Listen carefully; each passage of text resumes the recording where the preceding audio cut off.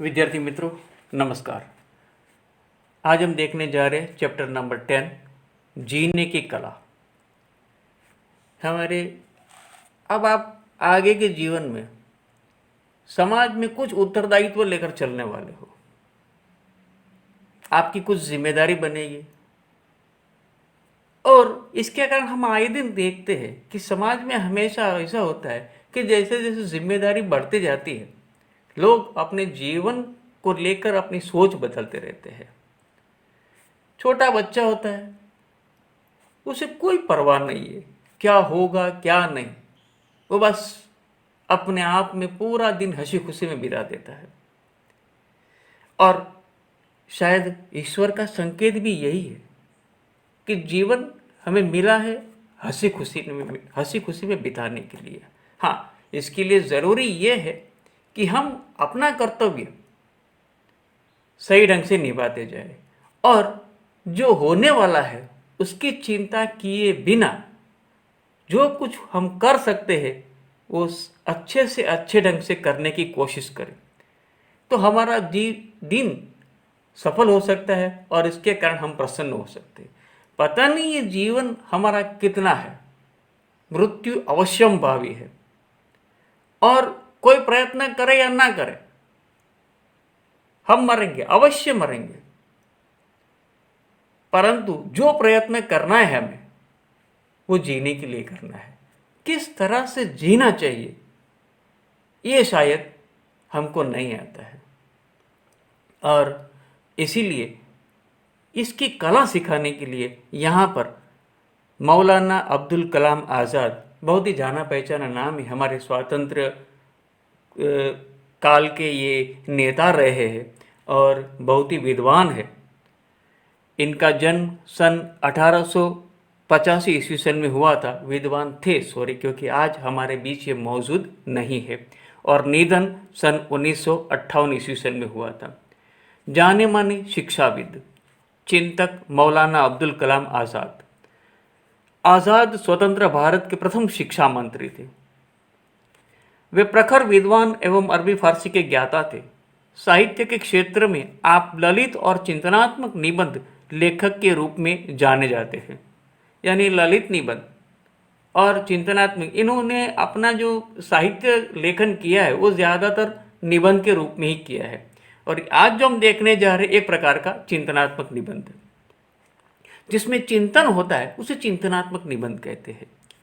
आपकी दृष्टि से मनुष्य सर्वश्रेष्ठ प्राणी है जिसे अन्य सजीवों से अलग तरह से रहना चाहिए। जीने की कला एक आवश्यक कला है। व्यक्ति को इस कला में भली भांति परिचित होना चाहिए। उसे चाहिए कि जीवन को भली भांति जिए, मरते मरते नहीं जीना चाहिए और मृत्यु के बारे में कभी सोचना नहीं चाहिए। हमारे जीवन में हरियाली की आवश्यकता है, सूखेपन या बंजरता की नहीं। खिले हुए पुष्प, बहते झरने, गाते पंछी और बहती हवा आदि को देख मनुष्य प्रसन्नता का अनुभव कर सकता है। वस्तुतः हमारे धर्म, दर्शन और अध्यात्म के गहन दर्शन ने मनुष्य की अनावश्यक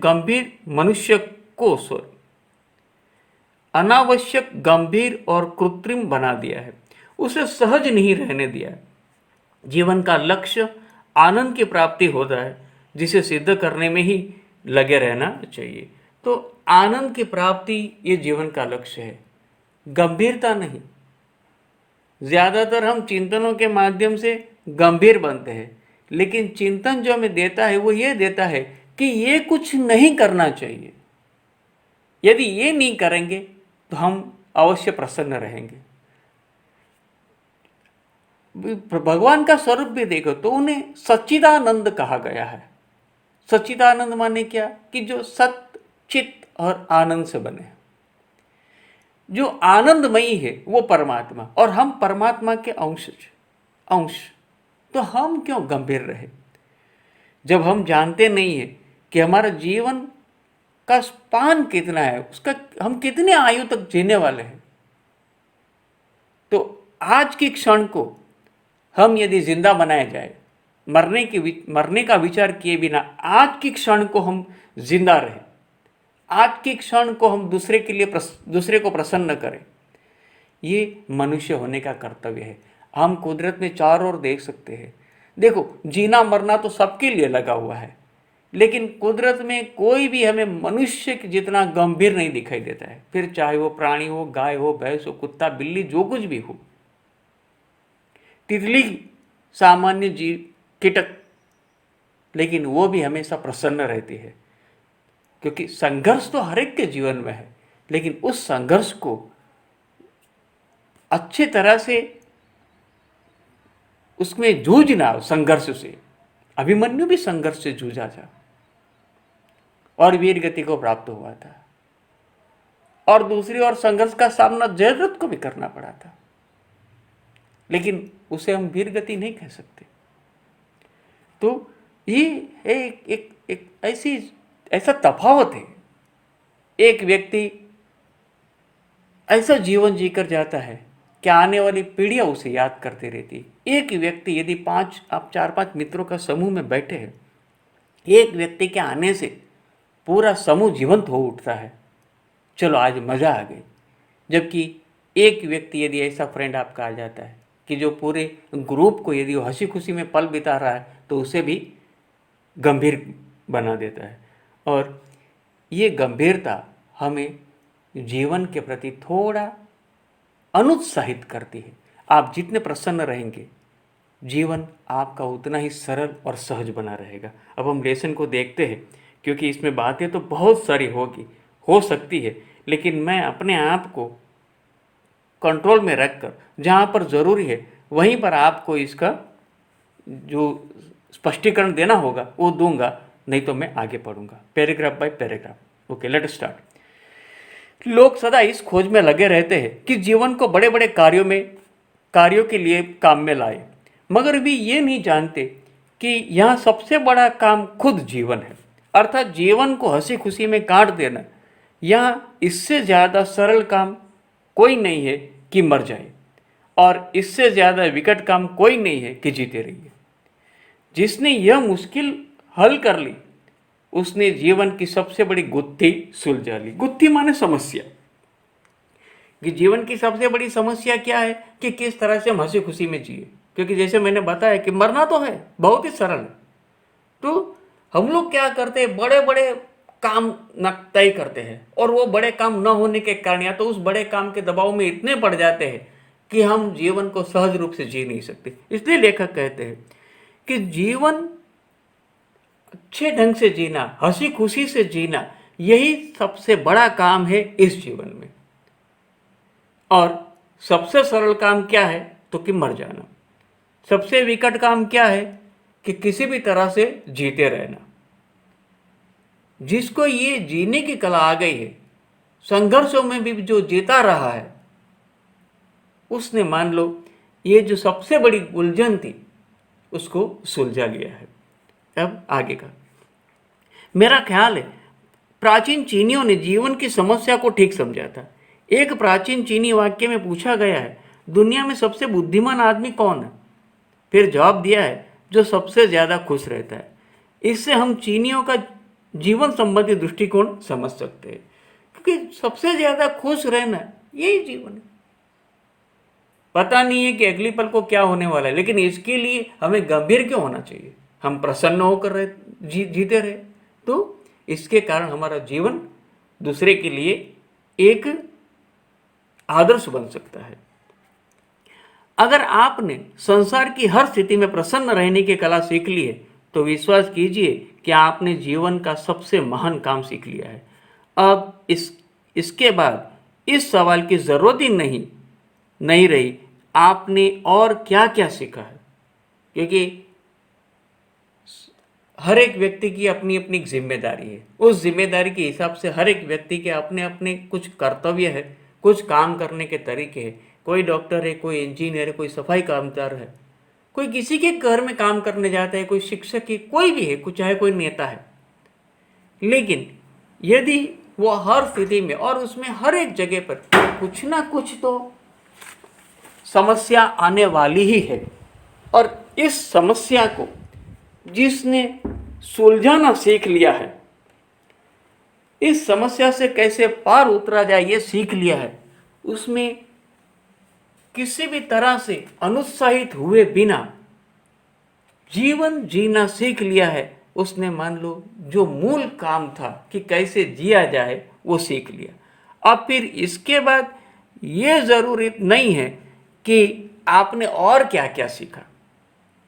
सीखना यही है कि हमें जो जीवन मिला है उसे प्रसन्नता से जिए, खुद भी खुश रहिए और दूसरे को भी कहते रहिए कि अपने चेहरे को उदास न होने दे।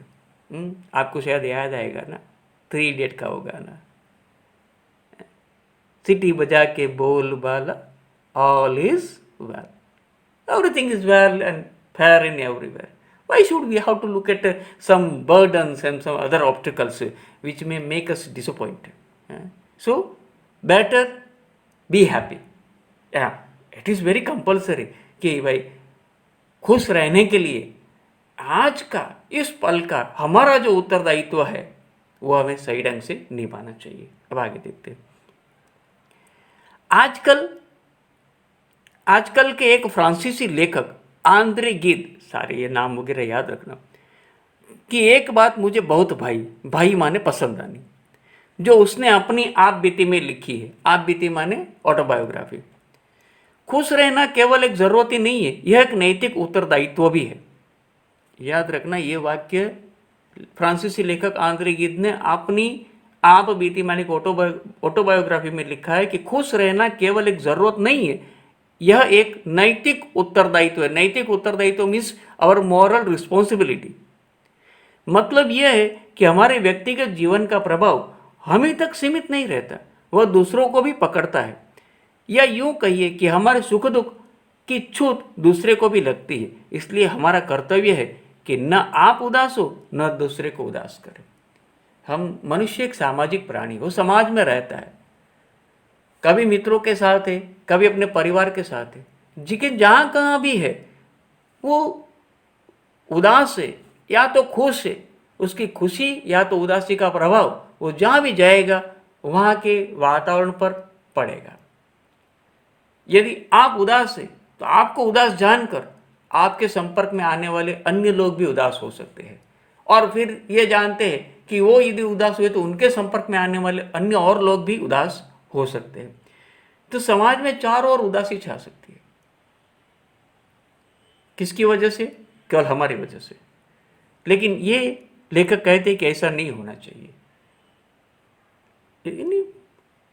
आंद्रे गिद ने जो कहा है उसके पर से कि यदि हम प्रसन्न रहेंगे तो हम चारों ओर प्रसन्नता को फैलाएंगे, और यदि हम दुखी रहेंगे तो हम चारों ओर उदासी को फैलाएंगे। इसलिए मनुष्य की ये नैतिक उत्तरदायित्व है कि वो हमेशा प्रसन्न रहे, परिस्थिति चाहे जो कुछ भी हो, लेकिन हमेशा प्रसन्न रहना ये बहुत ही ज़रूरी है। पॉजिटिव एटीट्यूड, जिसे आप जो इस भाषा में समझते हैं, इसकी बात है।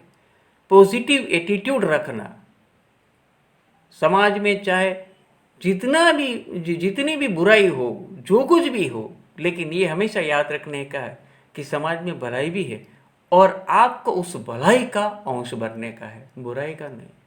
यदि आप भले है, निस्संदेह आप प्रसन्न रह सकते हैं। हमारा जीवन एक शीशाघर है। शीशाघर माने जिसमें चारों ओर शीशे लगे हुए हो, उसे शीशाघर कहते हैं। और आप जानते हैं कि शीशा हमेशा रिफ्लेक्ट करता है। यहाँ हर चेहरे का प्रतिबिंब एक ही समय सैकड़ों शीशों पर पड़ता है। अगर एक चेहरे पर भी छाया आ गई है तो वह छाया सैकड़ों चेहरे पर छा जाएगी। हम में से किसी आदमी का जीवन उसकी अपनी व्यक्तिगत जायदाद नहीं है। हर आदमी पूर्ण संग्रह का अंश है। दरिया में एक लहर अकेली उठती है, मगर उस एक ही लहर से अनगिनत लहरें बन जाती है। या हमारी कोई बात सिर्फ हमारी नहीं है, हम जो कुछ अपने लिए करते हैं उसमें दूसरों का भी भाग होता है। हमारी कोई खुशी भी हमें खुश नहीं कर सकेंगी अगर हमारे चारों तरफ उदास चेहरे जमा हो जाएंगे। हम खुद खुश रहकर दूसरों को खुश करते हैं और दूसरे को देखकर खुद खुश होने लगते हैं। क्योंकि जैसे मैंने पहले बताया कि मनुष्य एक सामाजिक प्राणी है और खुशी को बांटना और गम को भी बांटना ही में समझाया गया है। हम जानते हैं कि यदि खुशी हमें ज़्यादा चाहिए तो हमें उस खुशी को बांटें, क्योंकि खुशी बांटने से बढ़ती है। और यदि गम हमें हल्का करना है, दुख हमें हल्का करना है, तो उसे भी हम बांटना चाहते चाहते हैं कि कोई हमारा गम बांटे। लेकिन एक बात याद रखना कि यदि आपका गम में कोई आप साझेदारी चाहते भी है तो वो व्यक्ति दुखी होगा, आपके दुख से वह दुखी होगा, और इस तरह से समाज में दुख फैलेगा मेरे। और जबकि आप यदि अपने गम को छुपाकर प्रसन्न रहते हैं तो आपके संपर्क में आने वाले अन्य लोग भी प्रसन्न रह सकते हैं और आपसे एक प्रकार की सीख पा सकते हैं कि चाहे कोई भी दुख आ पड़े, विपदा आ पड़े, तो भी उसमें कभी हमें दुखी नहीं होना चाहिए। और यदि ये हम दूसरे को ज्ञान दे सकते हैं तो ये भी हमारे जीवन का एक बहुत ही महत्वपूर्ण अंश है कि जिसके हमने प्राप्त कर लिया है। तो ये जिसे लेखक ने इस पैराग्राफ में समझा है कि हर आदमी ये पूरे समाज का एक अंश है, वो अपने आप में अकेला नहीं है, और इसी के कारण वो जो कुछ भी करेगा उसका प्रभाव समाज पर पड़ेगा। उदाहरण दिया है लेखक ने समुद्र में उठने वाली लहर। समुद्र में उठने वाली लहर पहले अकेली उठती है, लेकिन उसके साथ साथ वो कई अनगिनत लहरों को जन्म देती जाती है। और इसीलिए यहाँ जो कुछ भी हम करते वो बात केवल हमारी नहीं है, और केवल हमें खुश या दुखी करने की बात नहीं है। हम जो कुछ भी करेंगे उसका असर समाज पर भी होगा। हम जिसके लिए जो कुछ भी करेंगे उसके लिए भी दूसरों को उसका जो भी भुगताना है वो भुगतना पड़ेगा। चाहे खुशी मिलती है तो खुशी मिलेगी। आप विद्यार्थी हैं, आप पढ़ते, याद रखिए आप केवल अपने लिए नहीं पढ़ते हैं, आप पहले अपने परिवार के लिए पढ़ते हैं, स्कूल के लिए पढ़ते हैं, समाज के लिए पढ़ते हैं। आप यदि अच्छे नंबर से पास होंगे तो परिवार का गौरव बढ़ेगा, परिवार में खुशी आएगी। शाला का गौरव बढ़ेगा, शाला परिवार में खुशी आएगी। और समाज का गौरव भी बढ़ेगा, समाज में खुशी आएगी। पढ़ लिख कर आप जितने होनहार बनेंगे उतनी ही ज़्यादा से ज़्यादा खुशी आप अपनी चारों तरफ फैला सकते हैं। यानी मेरे कहने का मतलब ये है कि यदि आप पढ़ाई करते हैं, आज आप विद्यार्थी हैं, पढ़ाई करते हैं, तो लेकिन वो पढ़ाई भी आप तक सीमित नहीं है, उसका फल जो भी आएगा वो आप तक सीमित नहीं है। और उसी तरह से अन्य कोई भी काम यदि आप आगे जाके करेंगे तो उसका प्रभाव एक या दूसरे रूप से आपके संपर्क में आने वाले हर एक व्यक्ति पर पड़ता जाएगा, क्योंकि कोई भी व्यक्ति इस समाज में अकेला नहीं है। और इसीलिए हमें ज़्यादा से ज़्यादा क्या प्रयत्न करना चाहिए कि हम खुश रहें और खुशी बांटें, क्योंकि हम जानते हैं कि हमारी कोई भी खुशी, यदि आप बहुत ही प्रसन्न हैं, बहुत अच्छे नंबर आपने प्राप्त किए, लेकिन आपके सारे मित्र फेल हुए, तो आपकी खुशी नहीं रह पाएगी। और इसीलिए हमें खुद को खुश रखकर दूसरों को खुश करते हैं, और दूसरे को दुखी देखकर हम दुखी होते हैं। इसलिए ये हमारा परम कर्तव्य बनता है कि हम दुखी ना हो और ना दूसरे को दुखी करें। अब आगे देखते हैं। ये अजीब बात है कि धर्म, फिलॉसफी और सदाचार तीनों ने ही जीवन की समस्या हल करनी चाहिए, और तीनों में खुद जीवन के विरुद्ध भाव उत्पन्न हो गया। इसलिए लोग समझते हैं कि कोई आदमी जितना ज़्यादा बुझादिल और सूखा चेहरा लेकर फिरे वह उतना ही ज़्यादा धार्मिक, फिलॉसफर और सदाचारी है। मानो ज्ञान और पवित्रता दोनों के लिए दुख का जीवन अनिवार्य हो गया है। आज समाज में ऐसा देखने को मिलता है कि ज्ञानी हमेशा अपना चेहरा एकदम सा गंभीर बनाए हुए घूमता रहता है, और कोई पूछे तो कहेगा क्या आज तो समाज में ये कुछ हो रहा है, कुछ भला नहीं, कुछ अच्छा नहीं है, कैसे प्रसन्न रहा जाए। गंभीरता। धर्म भी हमें गंभीर बनाना सिखा रहा है, फिलॉसफी भी हमें गंभीर बनाना सिखा रही है, जबकि इनका वास्तव में इनका कार्य ये था कि वो मनुष्य जीवन को कुछ हल्का फुल्का प्रसन्न बनाए। हम जानते हैं भगवान बुद्ध, सिद्धार्थ सिद्धार्थ किसे देखकर अपने संसार त्याग का निर्णय करते हैं? सन्यासी को देखकर। समाज में चारों ओर उन्होंने दुख फैला हुआ देखा, लेकिन सन्यासी के चेहरे पर प्रसन्नता देखी। उस प्रसन्नता पाने के लिए उस सन्यासी से प्रेरित होकर आप संसार का त्याग करते हैं। तो और वहीं से हमें धर्म मिला है। उन्होंने ऐसे महान पुरुषों ने अपने जीवन में जो कुछ भी ज्ञान प्राप्त किया, उस ज्ञान को लोगों में बांटा, और उसी ज्ञान को हम धर्म कहते हैं। उसी ज्ञान का, यानी जो बौद्ध धर्म वाले बुद्ध ने कहा हुआ मानेंगे, जो जैन धर्म वाले वो महावीर का कहा हुआ मानेंगे, हिंदू धर्म वाले हैं वो गीता में जो कुछ भी कृष्ण भगवान ने किया है, कहा है, उसको मानेंगे। हमारे मुस्लिम भाई है तो कुरान में जो पैगंबर साहब ने कहा है उसे मानेंगे, उसे हम धर्म कहते हैं। जबकि उन्होंने वो सब इसलिए किया है कि मनुष्य जीवन हमेशा प्रसन्न रहे, जबकि हम उस बातों को इतनी गंभीरता से लेते हैं कि हमारा जीवन एक गंभीर बन जाता है, बोझिल बन जाता है। इसलिए लेखक ने यहाँ पर ऐसा कहा है कि इनका काम था मनुष्य जीवन की समस्या हल करने का, जबकि खुद वह अब एक समस्या के रूप में प्रस्तुत हो गए कि क्या करें कि जिसके कारण हम प्रसन्न हो। बहुत ही सीधा साधा उपाय दिया गया है, किसी को मारो मत, किसी को दुखी मत करो, आप प्रसन्न रहेंगे। भूखे को खिलाओ, उस पर उसके मुंह पर जो प्रसन्नता आएगी आप प्रसन्न करेंगे। किसी दुख में पड़े हुए व्यक्ति की मदद करो, वो सुखी होगा, आपको सुख मिलेगा। हमारा प्रश्न ये इसलिए पर बना क्योंकि हम केवल हमारे लिए सुखी होना चाहते हैं। हम सुखी होना चाहते हैं दूसरे के दुख को देखकर, और यहीं से ये सारे विपरीत भाव पैदा हुए। इसलिए सोच बदलनी है हमें।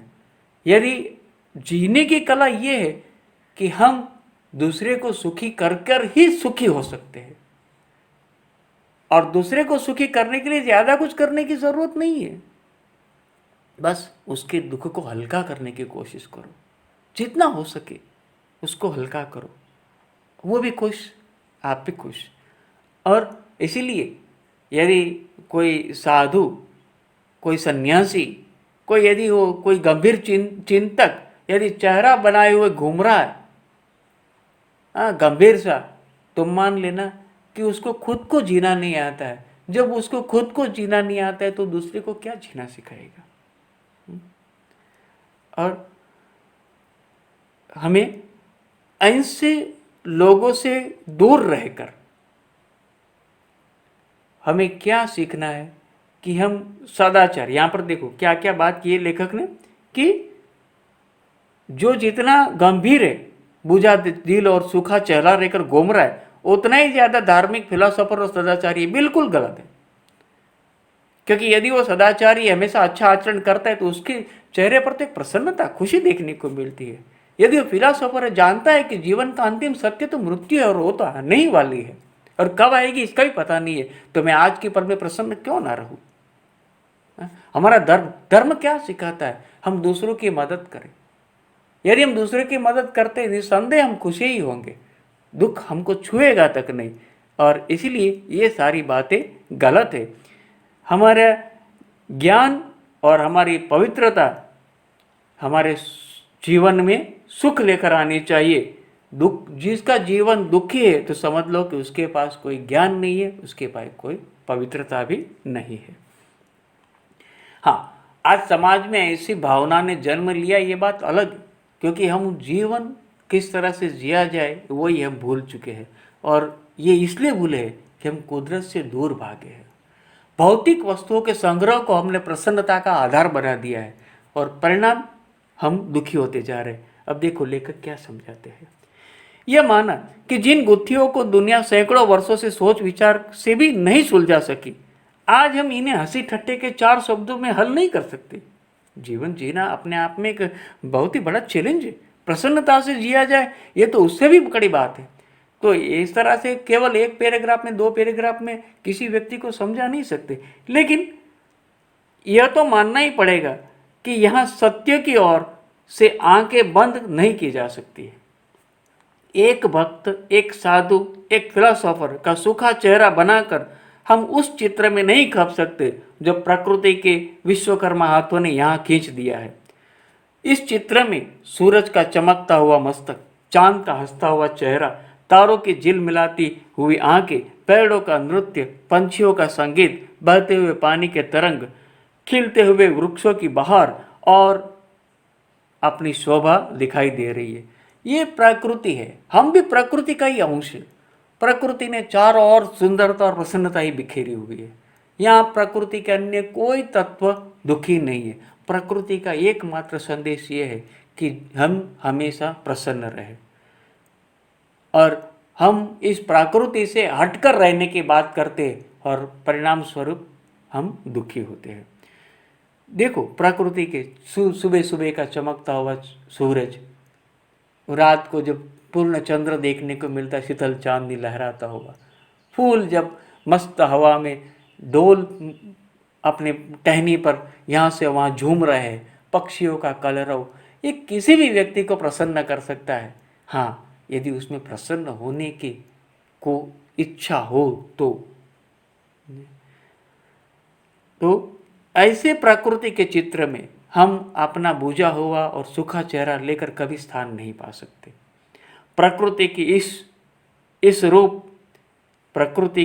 रूप सभा में तो वही जीवन सज सकता है जो अपने वक्ष में दमकता हुआ दिल और चेहरे पर चमकती हुई आंखें रखता हो, जो चांदनी में चांद की तरह निखर कर, तारों की छांव में तारों की तरह चमक कर, फूलों की क्यारी में फूलों की तरह खिलकर अपना स्थान ले सकता है। यदि हम प्रकृति के इन तत्वों की तरह सहज और सरल हो सकते हैं, तारे भी गिरते हैं, लेकिन इसका मतलब ये नहीं कि दूसरा तारा उस पर शोक मनाए। हर एक जीवन जो भी है उसका अंत तो निश्चित है, तो उस जब तक जीवन है तब तक प्रसन्न होकर जीना, यही जीवन की सबसे बड़ी कला है जिसे हमें प्राप्त करनी है। इस लेसन के द्वारा हमें ये सीखना है कि इस जीवन में किस तरह से हम खुश रहे और किस तरह से हम दूसरों को खुश कर सके। हमेशा इतना ही कहता आया हूँ मैं, दूसरों को मदद करो, आप खुश होंगे वो भी खुश होंगे। प्यासे को पानी दो, भूखे को अनाज दो, जिसको जो कुछ भी मदद की ज़रूरत है, और यदि वो मदद आप कर सकते हैं तो करो, क्योंकि यदि नहीं करोगे तो आज नहीं तो कल भी तुम्हारी अंतरात्मा आपको कोसेगी, आपको दुखी बनाएगी। इसलिए यदि उस दुख से बचना चाहते हो, अंतरात्मा के सामने एक प्रसन्न होकर खड़े रहना चाहते हो, तो आज आप जो कुछ भी अच्छा कर सकते हैं करो, और इसके कारण आप खुद अच्छे रहेंगे, समाज अच्छा रहेगा और चारों ओर प्रसन्नता बनी रहेगी। तो यहाँ पर कुछ क्वेश्चन आंसर है, आप वैसे इसको ढूंढ के लिख सकते हैं, जो भी MCQs है, क्योंकि मैं कभी नहीं देता हूँ। तो मनुष्य जीवन को किस काम में लाना जाना चाहिए? हंसी खुशी में बिताने में। आदमी ज़्यादा धार्मिक, फिलोसोफर और सदाचारी लगता है, ऐसा लोग कब समझते हैं? जब वो बूझे दिल का हो। देखो ये लोग समझते हैं, हमें नहीं समझना है, क्योंकि यदि व्यक्ति ज़्यादा धार्मिक, फिलोसोफर और सदाचारी है तो वह हमेशा प्रसन्न होगा। जिसे प्रसन्न देखते हो वही ये हो सकता है। लेकिन आज हमारी दृष्टि बदल गई है और इसीलिए हम बूझे दिल वाले व्यक्ति को धार्मिक, फिलोसोफर, सदाचारी समझते हैं।